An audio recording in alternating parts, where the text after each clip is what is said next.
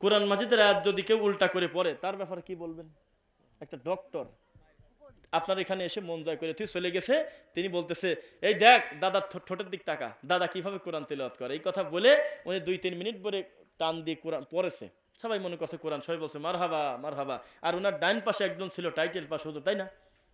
এখন পরে ইউটিউব থেকে ওইটুকু আমরা টান দিয়ে দেখি আল্লাহর কোরআনে এমন কোনো শব্দ ঢোকেই নাই। এই নোংরা চিন্তা আপনার মাথায়, আপনার তো এগুলি ভালো লাগা খুব কঠিন। না না, নাম বলেন না, নাম বলেন না, শেষে থাক, আমরা নাম বলি না কখনো। কথা বুঝতেছেন নাকি? এমনি তো জানে নাম বলার দরকার না, আমরা কারোর ব্যক্তির শত্রু না, ঠিক কিনা বলেন?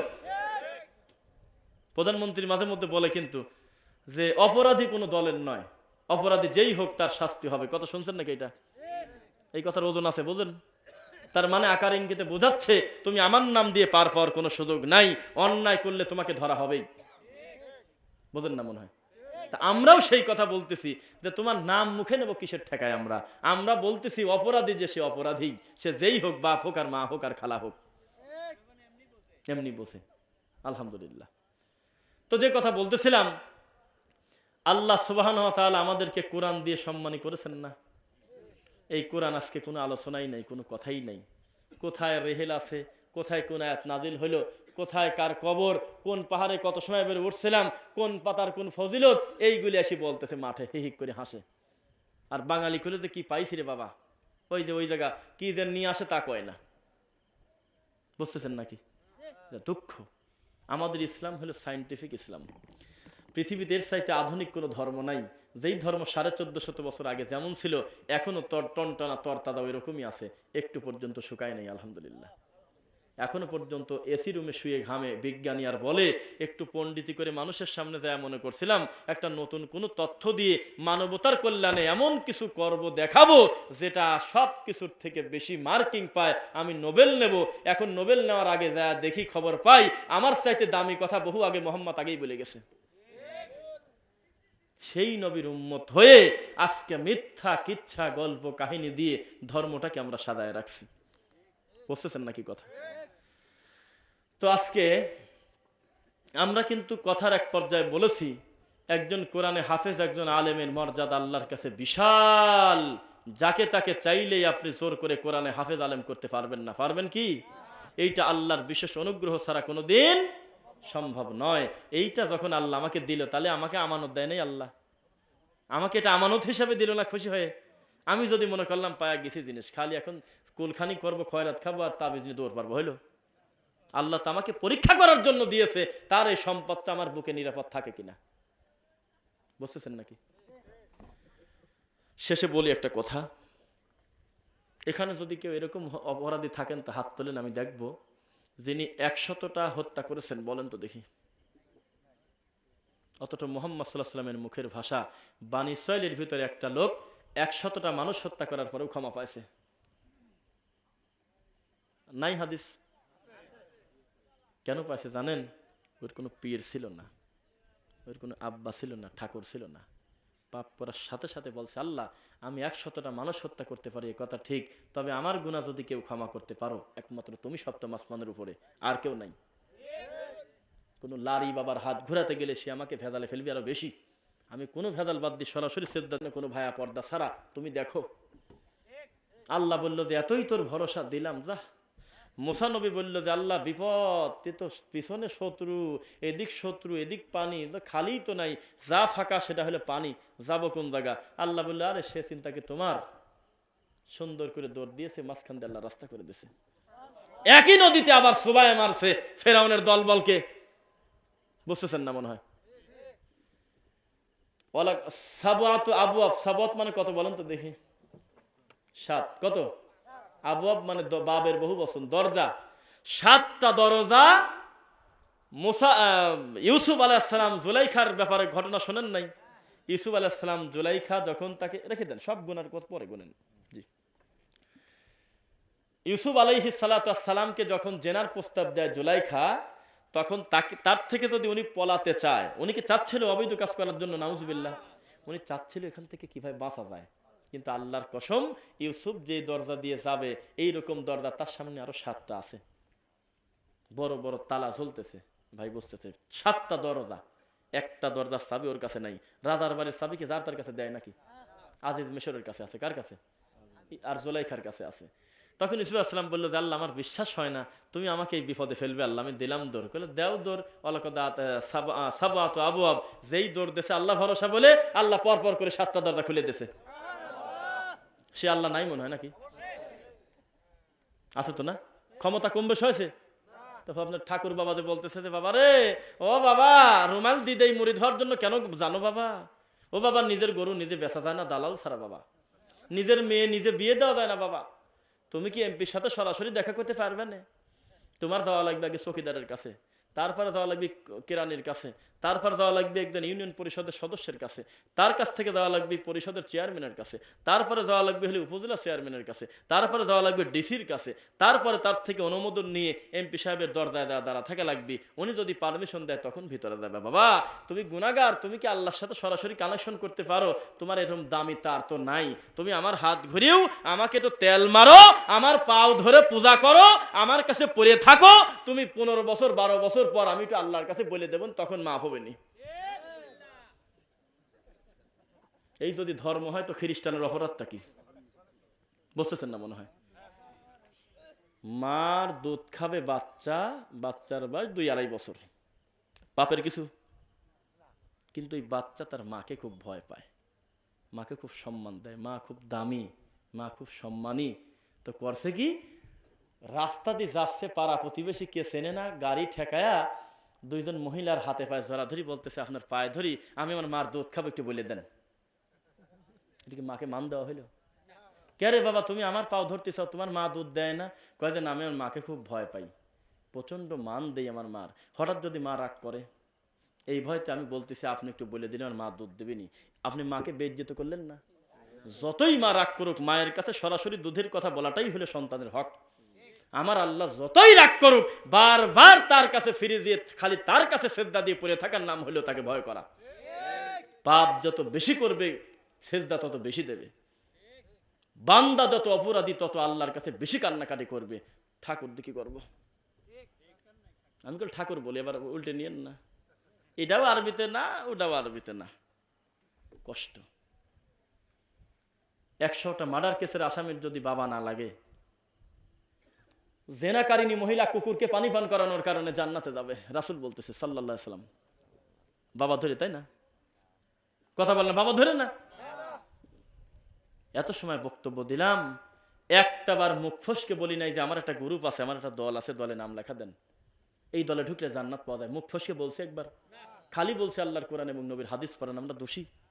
আর যারা বলে মেজো হুজুর রে কি জিনিস ছিল, আব্বা হুজুর রে বাবা, আমাদের আব্বারা কি বলে গেছে রে বাবা, তারাই ভালো। দুঃখ কষ্ট। এবার একটা কথা বলি, এই সমাজের ভিতরে আপনার ভাই, আপনার চাচাতো ভাই, আপনার বোন, যে কেউ না কেউ হোক, আপনার সাথে আমাদের একটু তারতম্য নাই? তারা বুকে হাত বাঁধে, অথবা রফলে দেন করে, অথবা একটু আমিনটা জোরে বলে, অথবা পায়ের সাথে পা লাগিয়ে করে, খয়রাতের জন্য দাওয়াত দিলে যায় না, এরকম নাই মনে হয়? এই অপরাধে কি একটা লোককে বলা যেতে পারে যে তুই ফারাজি, তুই কাফের, তুই ইহুদি, এগুলি বলা যায়? ওই দেখেন, আমি কি শিখা দিছি আমার ভাইকে? বলতেছে এটাও বলে। তাহলে আপনি কোন নীতিতে চলেন? একটা মুসলমানকে আপনি এই কথা বলতেছেন? শোনেন, আপনার সাথে আমার হাজারো অমিল থাক, চট করে আপনি আমাকে গালি দিতে পারেন না কেন? আমি একজন কালেমা পড়া মুসলমান। আপনার সাথে আমার হাজারো অমিল থাক, ততক্ষণ পর্যন্ত আমি আপনার হাত এবং জবান থেকে মুক্ত, যতক্ষণ পর্যন্ত আমি সরাসরি মুশরিক না হয়ে যাই। একজন মুসলমানের আলামত হলো তার জিহ্বা এবং তার হাত থেকে অপর মুসলমান নিরাপদ থাকবে। আর আমার বুকে হাত বাঁধা আর নাভির নিচে হাত বাঁধার সাথে যদি এত বড় পাপের সম্পর্ক থাকে যে আপনি একটা লোককে প্রকাশ্যে ওহাবি বলে কটাক্ষ করবেন, গালি দিবেন, আর বলবেন ওরা বোঝে না হইলো? আপনি গালি দিতে পারেন, আপনি খারাপ বলতে পারেন, কিন্তু শর্ত একটা, আপনাকে আগে প্রমাণ করতে হবে যে আমরা হিন্দু। তাদেরকে গালি দেওয়া কিন্তু ঠিক না, আমি বোঝাতে চাচ্ছি। আপনি আমাদেরকে অন্য কিছু বলে ডাকতে পারেন, কিন্তু প্রমাণ করতে হবে যে আমরা বৌদ্ধ, প্রমাণ করতে হবে আমরা ইহুদি, প্রমাণ করতে হবে আমরা খ্রিস্টান। তা যদি প্রমাণ করতে না পারেন, তাহলে মুসলমান হিসেবে আমলের কিছু তারতম্য থাকার কারণে এত বড় গালি আপনি আমাকে দিতে পারেন না। পারেন কি? আজকে আপনাকে এই কথাটা বলে আমরা শেষ করতে চাচ্ছি। যারা হজ করতে গিয়েছেন, বহু হাজি হজ করতে গিয়ে ফিরে আসার পর কয় কি রে, এর কি দেখলাম এগুলি, হ্যাঁ, সবই তো তোমার ফারাজি ওই জায়গা। এতদিন সাজদা দিলাম, একটা দিন ডানে বামে সালাম ফিরানোর পর কইলো না রব্বানা যালামনা আনফুসানা ওয়া ইল্লাম তাগফির লানা ওয়া তারহামনা লানাকুনান্না মিনাল খাসিরিন। কয় না তো, খালি কয় যে আস্তাগফিরুল্লাহ আস্তাগফিরুল্লাহ আস্তাগফিরুল্লাহ, আল্লাহুম্মা আনতাস সালাম ওয়া মিনকাস সালাম তাবারাকতা ইয়া যাল জালালি ওয়াল ইকরাম। সুবহানাল্লাহ 33 বার, আলহামদুলিল্লাহ 33 বার, আল্লাহু আকবার 34 বার অথবা 33 বার, লা ইলাহা ইল্লাল্লাহু ওয়াহদাহু লা শারীকা লাহু লাহুল মুলকু ওয়া লাহুল হামদু ওয়া আলা কুল্লি শাইইন কাদির। আল্লাহুম্মা আইন্নি আলা যিকরিকা ওয়া শুকরিকা ওয়া হুসনি ইবাদাতিক। আল্লাহুম্মা লা মানি আলিমা আ'তাইতা ওয়া লা মু'তি আলিমা মানাতা ওয়া লা ইয়ানফাউ যাল জাদ্দি মিনকাল জাদ। আল্লাহু লা ইলাহা ইল্লা হুয়াল হাইয়ুল কাইয়্যুম লা তাখুযুহু সিনাতুন ওয়া লা নাওম। এগুলি নাই? আছে কি না এগুলি? 40 বছর একটা মুরব্বী, আমার বাপ, আমার দাদা, আমার এই কলিজার প্রিয় মুসল্লিগণ 40 বছর আল্লাহকে সেজদা দিয়ে কবরে চলে গেল। এই কানা হুজুর জানতেই দিল না যে ডানে বামে সালাম ফেরানোর পর এই কামটা ছাড়া আরো কিছু করা যায়। হিসাব দিতে হবে না? আল্লাহর নবীর এই সাহসী হয় নাই কোনোদিন ডানে বামে সালাম ফেরানোর পরে এরকম করা। আবু বকরের জীবনে সাহসী হয় নাই আল্লাহুম্মা আমিন সবাইকে নিয়ে করার। আপনি কেন করবেন? খালি কোন যে কামটা কি খারাপ? অবশ্যই খারাপ। যার খবর মোহাম্মদ জানে না, যার খবর সাহাবী জানে না, এমন একটা কাজে আপনি বরকত আশা করেন কিভাবে? আপনার একটা মুনাজাতের কারণে আল্লাহর নবীর অন্তত 25টা দুয়ার গলা চাপ দিয়ে ধরে রাখছেন আপনি। একটা মুসল্লি কোনোদিন জানতেই পারল না যে ডানে বামে সালাম ফেরানোর পর আমার নবী বসে 15 মিনিট পরে মাসনুন দোয়া পড়তেন। তার একটা হলো 3 বার আস্তাগফিরুল্লাহ, একটা হলো আল্লাহুম্মা আনতাস সালাম। আয়াতুল কুরসি যদি কেউ ডানে বামে সালাম ফেরানোর পর পরে, আল্লাহর নবী বলছে মরলেই জান্নাত দিয়ে দেব। আল্লাহর নবী বলতেছেন এই লোকটার জান্নাতে যাওয়ার বাধা খালি মরা, মরলেই কাম।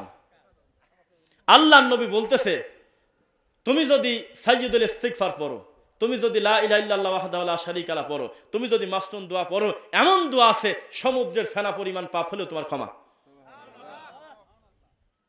অথচ এই হুজুর জানতেই দিল না এই মানুষের বানানো বেদাতের দিক তাকায়। আপনি খালি কথায় কথায় বলেন যে এরা খালি কয় এটা নাই ওটা নাই, আছেটা কি? আরে বাবা, ইসলাম দলিল ছাড়া 1 মিনিট চলে না। আপনি খালি কথায় কথায় বলেন যে এরা দুয়ার বিরুদ্ধে, এই কথা কমন না? এরা খালি দুয়ার বিরোধিতা করো। বাবা রে, দোয়া করতে করতে তুমি মরে যাও গা, তোমাকে মানা করছেটাকে? আল্লাহ নবী যেখানে করছে সেখানে করো, যেখানে করে নাই সেখানে করতে গেলে কেন? তোমার একটা মুনাজাতের কারণে আল্লাহর নবীর অন্তত 15-20টা মাসনুন দোয়া যা সালাতের পর ডানে বামে তাকানোর পর ঘুরে বসে ইনি মুসল্লির দিকে মুখ করে লম্বা সময় পড়তে থাকতেন। এই দোয়ার অবস্থা হবে কি? তোমার হুজুরকে প্রমাণ করতে হবে যে মুহাম্মদ ভুল করছে, আমি যেটা করতেছি এইটা ঠিক, তার আগ পর্যন্ত কথা নাই। এটা কি বলতে পারে কোনো মুসলমান? থাক, আর বেশি বললে আপনারা করবেন। থাক, না না না, এইভাবে আর আমরা লম্বা কথা বলতে চাচ্ছি না। এখন মোটামুটি 12টা 28 যে কথাগুলো আমরা বললাম, আল্লাহ উক্ত কথার উপরে আমরা মানুষ, আমাদের ভুলভ্রান্তি হলে অতীতের ভুলগুলো তুমি ক্ষমা করে দাও, এবং যে কথাগুলো বলছি কথার উপরে আমাদের আমল করার তৌফিক দাও। একজন উঠবেন না, বসেন বসেন। এত লম্বা সময় ধৈর্যের পরিচয় দিয়েছেন, এখন চট করে উঠে যাবেন না, এটা আমাদের দাবি। নিজেকে খাটো করবেন না, ইনশাআল্লাহ পড়েন। আমরা একসঙ্গে দোয়া পড়ে, হ্যাঁ আমি ওইটাই বলতেছি, বসেন বসেন, দেখেন কি করি আমি। ওই আমরা সবাই একসঙ্গে দোয়া পড়ে তারপরে যাব, ভয় কিন্তু কম আছে। যারা বলতেছে বসেন বসেন বসেন, আর 10 মিনিট পর ওয়াজ করি আমরা আখেরি মোনাজাত দেবো, তাহলে কেউ ভয় আছে আরো আধা ঘন্টার ভয়। কারণ এইরকম কাঁদিয়ে যদি 20 মিনিট কাটাই দেয়, তখন তো এই ভেজাল তো আর নাই। সুবহানাক আল্লাহুম্মা পড়ে দোয়া পড়ে দেবো, সবাই যে যার মতো চলে যাবো, হাতে হাতে মুসাফা করে দেখা সাক্ষাৎ করে যাবো, একসাথে যাবো ইনশাআল্লাহ। পড়েন। যতক্ষণ পর্যন্ত আসি আমি 2টা কথা বলতে চাচ্ছি আপনাদের। এইটা যদি পাবনা না হতো তাহলে আমিও না, বা আমাকে কেউ এই কথা বলেই সাহস পেত না যে কোনো আদায় বা কোনো কিছু করেন। এই কথা বলেও নাই এ পর্যন্ত কেউ, এই কমিটি কখনো আমাকে বলেনি আলহামদুলিল্লাহ যে আপনাকে দিয়ে আদায় করাতে হবে। কথা কি বুঝতেছেন? কিন্তু আমার যে এটা যে পাবনা, এটা একটা ভেজাল। যেহেতু পাবনা, আমার তো অন্তরের দরদ আছে এই প্রতিষ্ঠানের প্রতি। আমি তো চাইবো যে আমার এই আল্লাহর ঘরটা সুন্দর একটা পরিবেশ হোক, এটা আমি তো চাইবো, এটা আমার মন চাচ্ছে। কেন? আমি এখানে বসার পর দেখলাম অনেকেই কম বেশি তারা তাদের জায়গা থেকে সহযোগিতা করতেছেন। তা আমার মনটা চাচ্ছে যে আপনারা উঠে না গিয়ে যার যার জায়গা থেকে কেউ যদি সহযোগিতা আমার হাতে করতেন, তা আমি আল্লাহর কাছে একটু দোয়া করতাম, এই আর কি। অন্তত আমি চাইতাম যে আমার বলার দ্বারা, চেষ্টার দ্বারা, যেই হোক যেভাবেই হোক, কোনোভাবে যদি একটু দিনই কাজে সহযোগিতা হয় তা আমি একটু আত্মতৃপ্ত হতাম আলহামদুলিল্লাহ। তা আপনারা একটু কেউ কিছু বলবেন কষ্ট করে, আমি সময় বেশি নেব না। 5,000 টাকা এটা খুব জটিল কিছু না। যদি মনে করেন 5,000 অথবা 2,000 টাকা আপনি আল্লাহর ঘরের উন্নতি কল্পে আপনি একটু সহযোগিতা করবেন, বলেন। টাকা কম আছে, আবু বকর রাদিয়াল্লাহু তাআলা আনহুর দিকে তাকান। টাকা বেশি আছে, উসমান রাদিয়াল্লাহু তাআলা আনহুর দিকে তাকান। আল্লাহ বলতেছে আমি তাদেরকে ভালোবাসি, তারা হলো মুহসিন। আল্লাযীনা ইউনফিকুনা ফিস সাররাই ওয়াদ দাররা, যারা সচ্ছল অসচ্ছল উভয় অবস্থায় দান করে। ওয়াল কাযিমিনাল গায়জ, রাগ হলে রাগটাকে দমন করে ফেলে, খায় ফেলে। ওয়াল আফিনা আনিন নাস, মানুষ হয়ে কথায় কথায় মানুষকে ক্ষমা করে। আল্লাহ বলতেছে আল্লাহু ইউহিব্বুল মুহসিনিন, এরা হলো মুহসিন, এদেরকে আমি আল্লাহ নিজে ভালোবাসি। বুঝতেছেন নাকি? যেই টাকার কথা কইছি সুবহানাল্লাহর ওজন কমে গেছে। আচ্ছা আচ্ছা, তো এই জন্য উপস্থিত কেউ একটু বলেন যে 2000 5000 কে কি দিতে পারবেন, একটু কষ্ট করে যদি বলতেন তাহলে আমরা একটু উৎসাহের জন্য, যাতে আপনার বলা দেখে আমাদের আরো 2 জন 5 জন ভাই তারা সহযোগিতা করে, একটু বলেন, একটু বলেন। কেউ ডানে বামে যে যেখানে আছেন যার যার জায়গা থেকে 2000 5000 যে যা পারেন একটু বলেন, আমরা সময় বেশি নেব না, বলেন। 1000 টাকা হোক, একটু বলেন, কথা বলেন, আপনারা একটু পরামর্শ করে একটু বলেন। ইনশাল্লাহ আমরা আল্লাহর কাছে দোয়া করি আল্লাহ আপনাদের সম্পদে বরকত দিন, আল্লাহুম্মা আমিন। একটু বলেন, আপনি দিবেন আপনার নিজ গতিতে। আমরা কিন্তু এটা বলবো না এই দিল 20 জান্নাতে ঘর করে দিস, এইসব শয়তানি এইভাবে ঢং করা আমরা পারি না। আমরা প্রত্যেকটা ভালো কর্ম আমাদের খুশি কার?